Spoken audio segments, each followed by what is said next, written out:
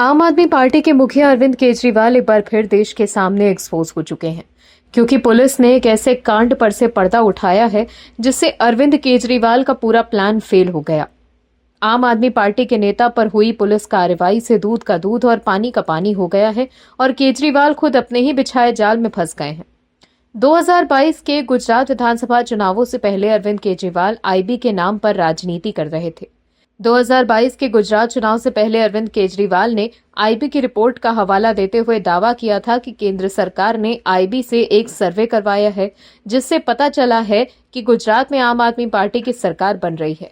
लेकिन जब गुजरात चुनाव के नतीजे आ गए तो केजरीवाल की पार्टी को सिर्फ 5 सीटें मिली। ऐसे में उनका दावा फेल हो गया। केजरीवाल सिर्फ गलत दावे कर राजनीतिक लाभ लेना चाहते हैं और अब एक बार फिर साल 2027 में होने वाले गुजरात चुनाव से पहले केजरीवाल ने आईबी वाला दांव चल दिया था।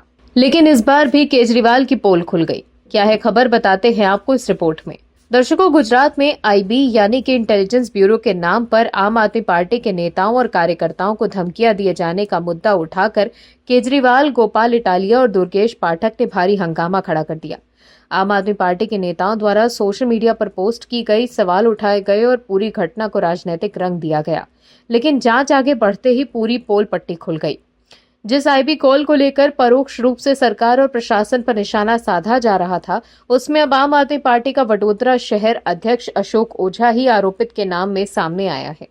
वहीं खास बात यह है कि अशोक ओझा कोई ऐसा चेहरा नहीं है जिससे पार्टी में कोई जानता ना हो। गुजरात में आम आदमी पार्टी का संगठन खड़ा करने की प्रक्रिया के दौरान अशोक लगातार पार्टी के शीर्ष नेताओं के आसपास देखा जाता रहा है। वो लंबे समय से गुजरात आम आदमी पार्टी में सक्रिय है और पार्टी के शीर्ष नेतृत्व तक उसकी सीधी पहुंच है।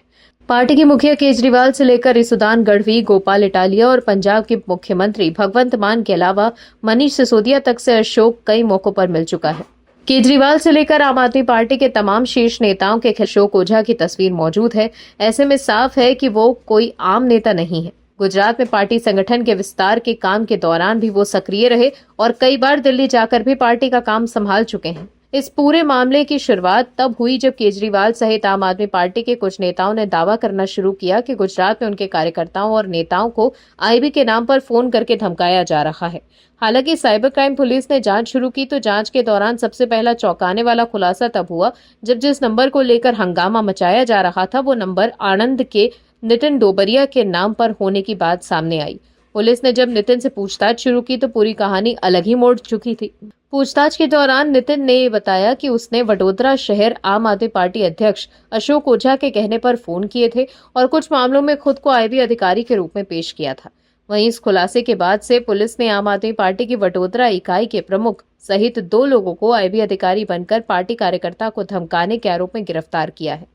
इस खुलासे के बाद केजरीवाल के एक्स पोस्ट को शेयर कर बीजेपी आईटी सेल के प्रमुख अमित मालवीय ने लिखा है कि भारतीय राजनीति में अरविंद केजरीवाल से बड़ा कोई धोखेबाज नहीं है, सिवाय इसके कि वो बिल्कुल ही नौसिखियां हैं।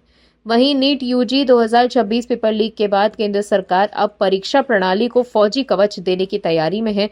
पेपर लीक से हुई किरकिरी के बाद 21 जून को दोबारा होने वाली परीक्षा के लिए प्रश्न पत्रों की सुरक्षा का पूरा जिम्मा सेना के हवाले किया जा सकता है। खबरों के मुताबिक सरकार परीक्षा के प्रश्न पत्रों को सुरक्षित परीक्षा केंद्रों तक पहुंचाने के लिए भारतीय वायुसेना के विमानों का इस्तेमाल करने के विकल्प पर विचार कर रही है। पीएम मोदी अब सेना को मैदान में उतार रहे हैं, लेकिन इस फैसले को लेकर केजरीवाल ने केंद्र सरकार पर तीखा हमला किया। केजरीवाल ने एक्स पर एक वीडियो शेयर करते हुए लिखा, नीट में पेपर लीक रोकने के लिए वायुसेना के जहाज के इस्तेमाल किए जाएंगे। क्या इससे पेपर लीक रुकेगा? कैसे अनपढ़ों जैसी बात कर रही है हमारी सरकार। इनकी नीयत ही नहीं है पेपर लीक रोकने की। देश की शिक्षा व्यवस्था पूरी तरह माफिया के चंगुल में आ चुकी है। इसे ठीक करना है तो सबको मिलकर काम करना होगा। अकेले किसी के कुछ करने से काम नहीं बनने वाला। वहीं दूसरी तरफ ममता बनर्जी के भतीजे और टीएमसी सांसद अभिषेक बनर्जी पर हुए हमले के बाद आम आदमी पार्टी सांसद संजय सिंह ने एक्स पर लिखा है कि ये बंगाल है जहां बीजेपी के आते ही हिंसा, गुंडागर्दी और आतंक का शासन शुरू हो गया। सांसद अभिषेक बनर्जी पर जानलेवा हमला साबित करता है कि बीजेपी बंगाल बर्बाद करने आई गई है। ये मोदी का बंगाल में बदलाव है। दर्शकों, ममता बनर्जी के कार्यकाल में जब हिंदुओं पर हमले हो रहे थे तब संजय सिंह चुप थे। 2021 के बंगाल विधानसभा चुनाव के बाद जब हिंदुओं पर हमले हुए थे, उनकी जान ले ली गई थी, तब संजय सिंह के मुंह से एक शब्द नहीं निकला था। तब उन्होंने ये नहीं कहा कि ममता बनर्जी बंगाल को बर्बाद करने आ गई हैं। लेकिन अब अभिषेक बनर्जी पर हुए हमले को लेकर सीधे संजय सिंह पीएम मोदी पर सवाल उठा रहे हैं, जबकि अभिषेक पर हमला करने वाले लोग वहां के लोकल लोग थे जहां अभिषेक बनर्जी गए थे। उनमें से कोई बीजेपी का कार्यकर्ता नहीं था। वहीं जब ममता बनर्जी के कार्यकाल में बीजेपी के नेताओं पर हमले हो रहे थे तब भी संजय सिंह चुप थे। आप दर्शकों से विनम्र निवेदन है कि चैनल को सब्सक्राइब जरूर करें